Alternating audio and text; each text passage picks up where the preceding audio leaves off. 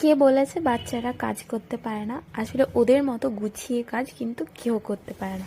এখানে দেখো, ঘরের সমস্ত জিনিস যতটা গোছানো থাকে, সোনা যা দুষ্টু হয়েছে ও গিয়ে প্রত্যেকটা র্যাক থেকে এক একটা জামা কাপড় তুলে সুন্দর করে গুছিয়ে দেয়, মানে যেটা ওর মতে আর কি গোছানো বলে।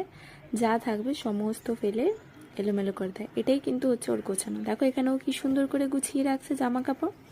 আমাদেরকে তো বাড়িতে আর কাজই করতে হয় না, কারণ ওই আমাদের সবার কাজটা গুছিয়ে দেয়। এই দেখো, এখানে ও সমস্ত জিনিস বের করে ওর মতো করে খেলছে, এটা হচ্ছে গোছানো। আর ওকে কিন্তু ধরা যায় না। এই দেখো, ও যে কি স্পিডে হামাগুড়ি দিয়ে তোমার চোখের সামনে থেকে বেরিয়ে যাবে বুঝতেও পারা যাবে না।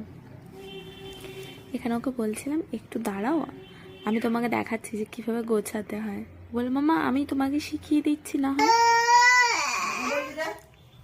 একটু ঢং করে দাও তো বাবু।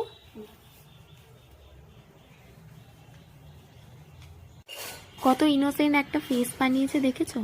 মনে হবে ওর থেকে শান্ত বাচ্চা, কিন্তু আসলেই কেউ নেই। আসলেই ওর মতো দুরন্ত বাচ্চা কেউ নেই।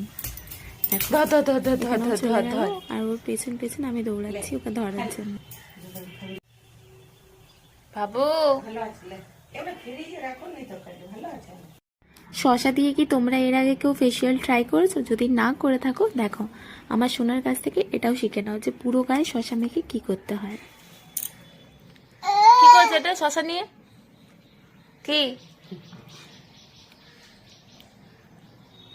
তোমাদের যদি এই ভিডিওগুলো দেখতে ভালো লাগে, প্লিজ আমার চ্যানেলটাকে একটা লাইক আর সাবস্ক্রাইব করতে একদম ভুলবে না।